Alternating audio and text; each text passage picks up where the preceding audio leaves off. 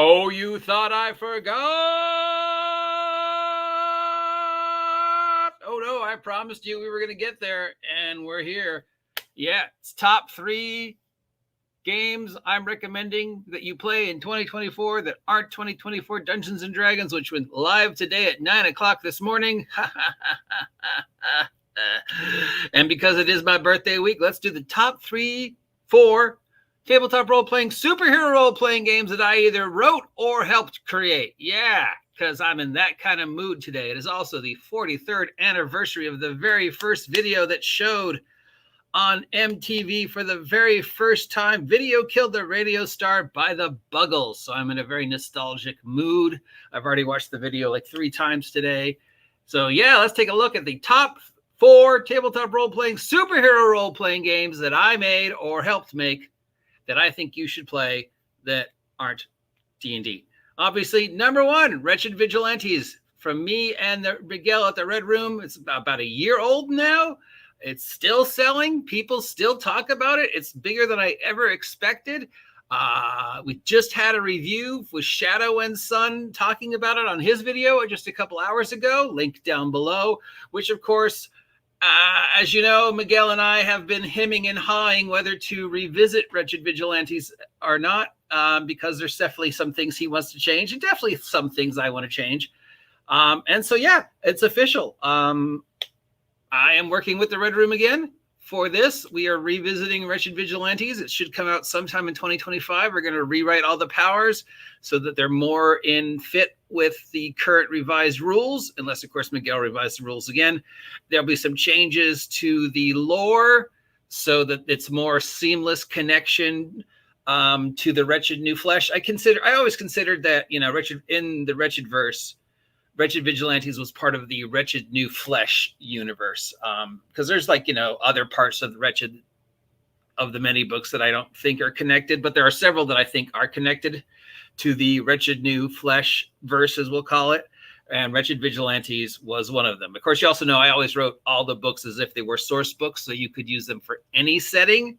Wretched just happened to be the setting that we were using, but, you know, henchmen sing the blues, good guys always win, blah, blah, blah. All the stuff was always written so that you could take these rules and use them for any game. So that set, just started throwing the ideas at Miguel about 48 hours ago. Hopefully we'll work a little closer together between what he wants and what I want and keep it closer to sort of that Wretched New Flesh, Wretched Vigilantes, Iron Heroes feel, and connect it to all the other books that are in that setting. So that's very exciting. So if you haven't picked it up yet, it's available still on Lulu. I think there's a discount, like 20%. You could check out the Red Room to see what the discount is. So yeah, pick it up, support me, support the Red Room, support my, you know, thing that I devoted almost a year of working on and still, you know, working on.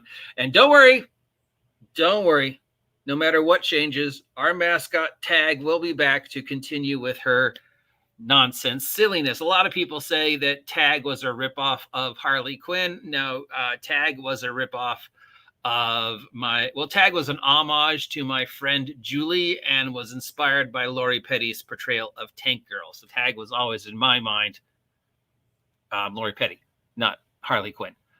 Moving on to other tabletop role-playing games that I helped create, worked on, stuff like that. If you should know this by now because you've only heard me bring it up like 10,000 times.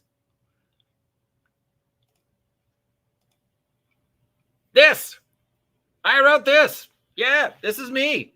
This is me and some Blankenship and Steve Jackson and a bunch of guys up in Northern California. A huge chunk of Gir Supers and almost all of Gir's IST was either written by or contributed by me. I don't know who William Stoddard is. That wasn't the original name. That was a Lloyd Blankenship and myself and some other guys who did that one. If you haven't heard how I got invited to work on that, I was up in Northern California. People knew I was really into superheroes. My friend David Lawson, shout out to David Lawson, had been invited to take part in the playtest of Gir Supers. They invited me, but I wasn't allowed to talk because David knew I had a tendency to be very weird especially on new situations. So I could sit and watch, but I couldn't say anything.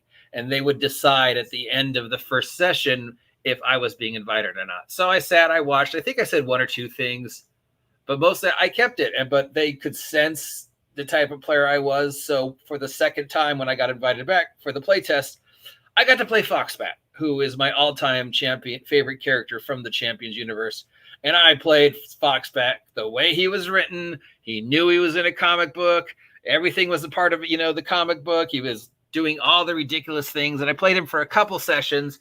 And then I played a wizard character, but it was fun. And then it kind of stopped. I don't really remember why we stopped hanging. That group stopped. But yeah, and then I continued doing stuff for Steve Jackson Games and Gir Supers for about 2 or 3 more years after that. So yeah, top superhero role-playing games I think you should play that I wrote in 2024 that aren't D&D, Gir Supers, yes. Here's another one that I worked on that you might not be familiar with, because unless you're like one of the 5 people on the planet who actually are aware that this game existed.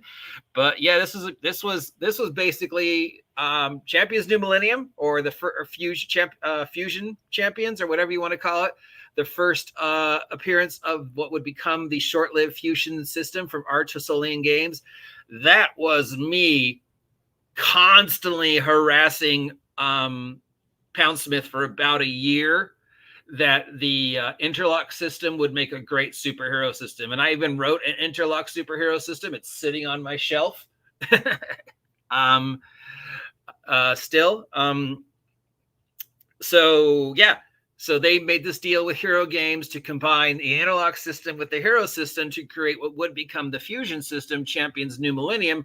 And oh yeah, I definitely is on my list of things. I'd forgotten that I worked on this until like yesterday, when I was like, oh yeah, I worked on that when I was looking at superhero games.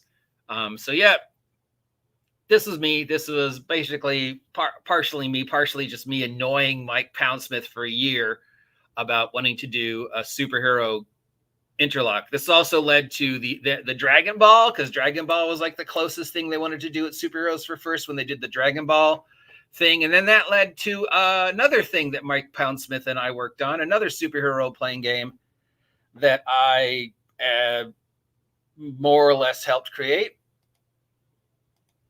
Cyber Generation from Mike Poundsmith game. Technically a superhero game, not really. It's actually probably closer to Wretched or other games where there's only limited amount of powers and stuff like that. It was a very low power cyberpunk sort of superheroes. I mean, at first I didn't think it was a superhero role-playing game, and then Mike talked to me about it and I was like, oh yeah, I guess it sort of is a superhero role-playing game, but the same way like the Arrowverse, which is, guys in normal clothes who just happen to have 1 or 2 powers, and their powers all came from nanites.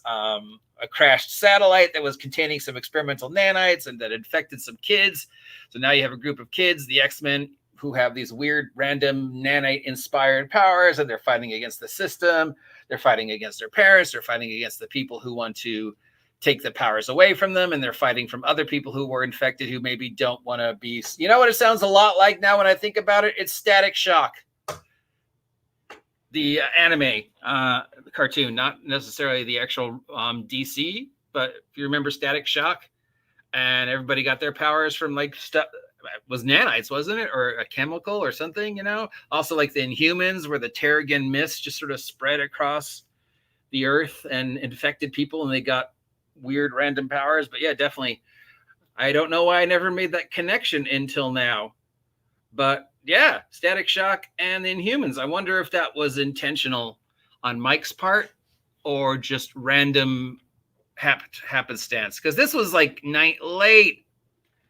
early 2001, 2002, 2003, when nanites were just a thing. And people were all like, oh my God, what could nanites do? And could nanites reprogram a human? And so, and it was also very heavily influenced by wild cards. But yeah, I wrote this, or was part of the creation of this. So there you go. Top 4 superhero role-playing games that I took a part in the creation of, that I think you should play in 2024 that aren't 2024 D&D, which went live this morning. Ha ha to all the people who pre-ordered it and were expecting it at the end of the month. A bunch of 3,000 people who showed up at DrenCon this morning got it before you. Bet you feel sucky. So yeah, superheroes. Now I will do a more serious list of top 3 superhero games I think you should play. A lot of people say I should focus more on superheroes. I mean, what can I say? And I kind of agree going forward. I mean, what can I say about D&D Wizards of the Coast that 5,000 other people aren't saying at this point? Is there anything new I can add to the ongoing D&D controversy story? I mean, there's several other people who have come after me who are doing it, and they're all copying me. I mean, I can say, yeah, I was doing it first in 2015. I was the first person to tell you guys in 2020, but does that matter? Nobody's going to give me credit for it. And a lot of people have said, yeah, do more other stuff, dude. So that is the direction the channel is going to go.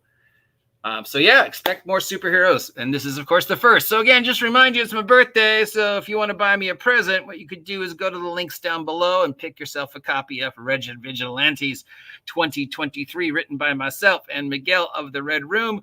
Familiarize yourself with the world and the history of the Warden and the wicked experiments, and of course the amazing characters that we created, from cool ass characters like Kid Sidekick and Gadget Girl and Immortal Girl, to cool ass villains like Edge, and of course the pink-haired mascot of all my stuff, who's been more or less my mascot. I mean, if you look at some of the old art from my previous stuff, there she is. So yeah, it's Tag or Aki or whatever you want to call her. She's been around forever.